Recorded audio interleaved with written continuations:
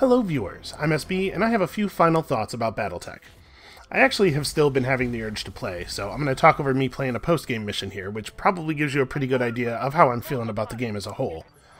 By the way, a big patch dropped, like, immediately after we finished the game, and it contains some changes that I think are pretty smart, including dramatically reducing the heat output of large lasers, and significantly increasing both stability and stability recovery for the heavier mech classes, to make knockdowns more difficult to get in these later high-skull missions. Anyway, to the thing.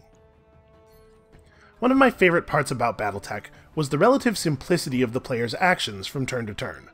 Not to say that there isn't a lot going on in the game's mechanics, but in a lot of other tactical combat games, part of the way that depth is imparted to the system is by giving the player a lot of abilities, a lot of different buttons to press.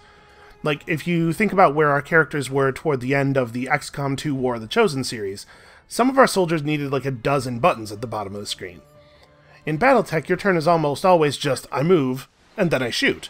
But the systems are rigged up to make the interesting part of that how you move and how you shoot, how you take advantage of the decisions that you made at loadout time, how you apply these relatively simple actions to what turns out to be a fairly complex situation. The actions themselves are simple, but they have complex implications, I guess.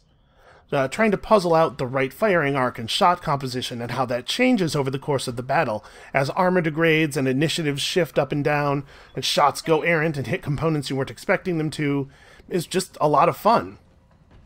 Like, it's not super different to actually operate a bot loaded up with autocannons and a bot loaded up with missile pods. You find your range and you hit the fire button. But the weapons behave so differently that the right situation to alpha is different, how you maneuver your other mechs around them is different, because they all interact differently with the locational damage and the heat systems and the stability systems. I'm belaboring my point a little bit, I guess, but what I'm saying is that I enjoyed the depth offered by the relatively simple attack options. It can be difficult to do depth and simplicity at the same time, and I think they did a good job of it here. I also liked the decision to place the player character on the edge of the plot. The tension between offering a player agency and trying to tell a particular story about a character is a difficult thing to manage, and doing a bad job of it can make either or even both of those things feel false in a way that really sucks, and if you've played many video games, you probably know what I'm talking about.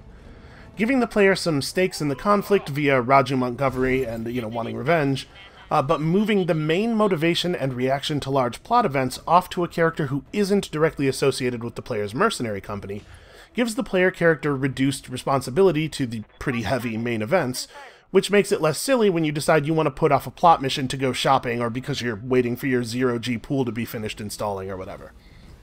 Frankly, I think, in general, video game stories could do with making your character be a little less central to the fate of the universe, de-stakesify things a little bit.